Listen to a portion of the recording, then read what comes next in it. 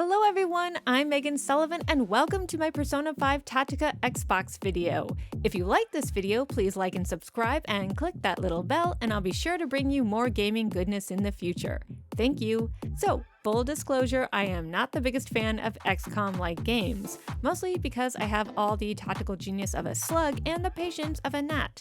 And while I appreciate the depth and complexity of XCOM and games that are a loving homage to XCOM, like Mario vs. Rabbids, this genre tends to overwhelm me, and I end up quitting these games before I get very far into them.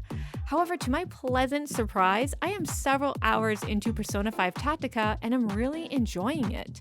And not just because it's an easier version of XCOM, it's also because it's entertaining and goofy and smartly blends turn-based strategy with the monster fusion mechanics found in all Shin Megami Tensei games. Now, just a heads up, if you're an XCOM fan looking for a challenge or if you haven't played Persona 5, I don't know if I can recommend this game to you, even though it's free on Game Pass and incidentally, it is also on Switch and PlayStation consoles. For one thing, although there is a difficulty slider that you can crank up to merciless, and I found it pretty difficult, I feel like XCOM fans are going to find this game a little too easy. And even with access to a journal that explains important people and places found in Persona 5, if you're not already familiar with the Phantom Thieves, a lot of this information is going to be meaningless to you. The good news is technically you don't have to have played Persona 5 to get through the story, which by the way is rather flimsy, but is bolstered by a mix of comedy and just a smidge of drama.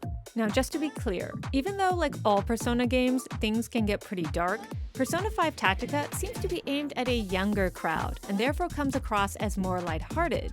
Even the visuals are very bright and cartoony looking, with chibi versions of the Phantom Thieves running around bantering back and forth in a way that legit made me laugh out loud. This definitely makes up for the lack of compelling narrative. What is the compelling narrative? Well, you see, one day, as Joker and his buds are hanging out at the LeBlanc coffee shop reminiscing about their adventures, they mysteriously get sucked into a world that isn't quite like the metaverse.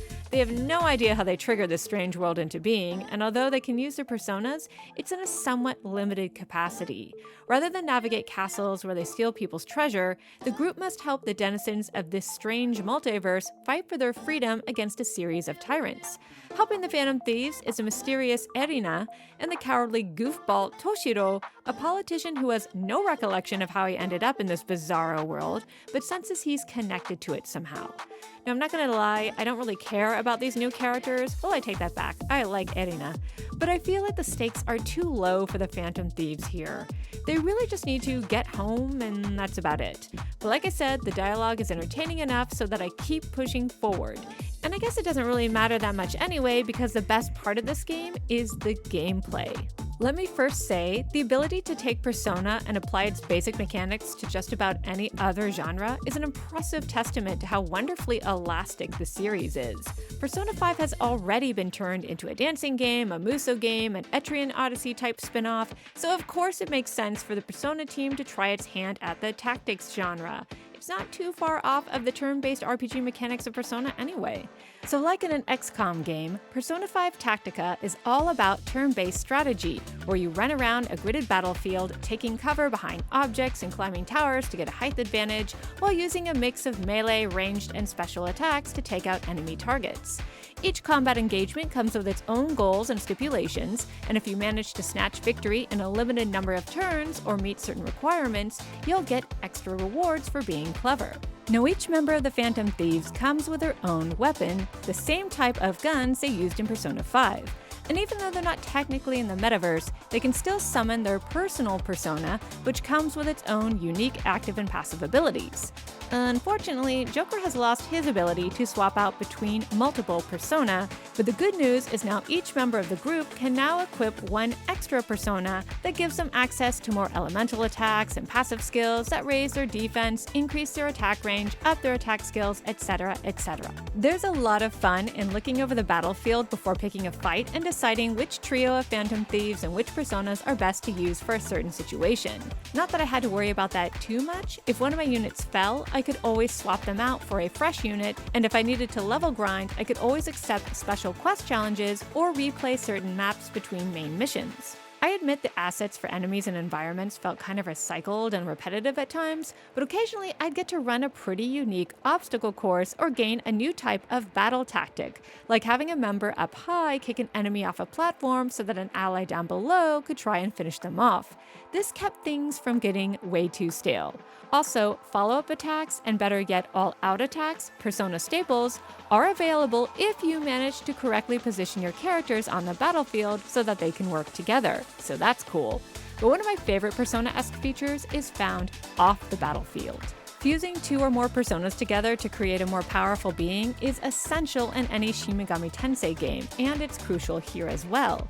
Almost all the same personas you know and love are available in the Velvet Room, which in this oddball world is being run by Lavenza cosplaying as a welder? I don't know. All I know is that I like how Persona spells and abilities have been tweaked to help you succeed in tactical combat situations, meaning Personas not only have an elemental attack, but also have a passive skill to increase your melee attacks, attack range, defend you from back attacks, etc., etc. Which meant I had to really contemplate about which Persona fusions I should do in order to be the most effective in turn-based combat. Something I really enjoyed, by the way, because it kept Persona fusions from being the same old, same old. It was also satisfying to unlock new character abilities in the game. Each Phantom Thief has 3 separate skill trees, one to increase the elemental power of that character's main persona, and 2 passive skill trees that increase spell points, health points, or boost stats on the battlefield. And they're just different enough in places that it was fun trying to balance one character's set of skills with another set of skills so they synced up nicely in battle. Now it's at this point I do have a couple of serious nitpicks, starting with the user interface. It's stylish and cool looking, but I don't like the way the menu tabs are organized because they're not very intuitive or efficient. For example, I found it annoying that I had to go into one menu to buy weapons, then exit that menu and go into another menu to disassemble weapons I no longer needed. Like, why can't I just do those 2 things in the same menu? Hi guys, I just want to course correct myself here. It turns out you can forge as well as disassemble weapons in the Velvet Room, so I think that this user interface decision actually does make sense. I'm still playing through the game and I'm still unlocking things, and I just unlocked the ability to forge weapons in the Velvet Room, so I'm actually going to reverse course and say, no, this user interface works fine. Also, why does some of the voiceover outside of combat sound muffled? In certain cutscenes, I could barely hear the characters, even when I went into the settings and tried to turn down the music, which is pretty good in this game, and the sound effects, which are also pretty good in this game. The VO, by the way, is fantastic. I don't know what it is with this weird muffled sound thing, but who knows? Luckily, those are my only real nitpicks. So, am I enjoying Persona 5 Tactica? Yes. I have quite a ways to go before I get to the ending, but so far, so good. And I think most Persona fans are really gonna like this one. It's not a Game of the Year contender, and again, if you're an XCOM fan, it might be a little too easy for you in places, but it's solid all around. What did you guys think of the game? Let me know in the comments below. Thanks so much for watching, guys. See you later.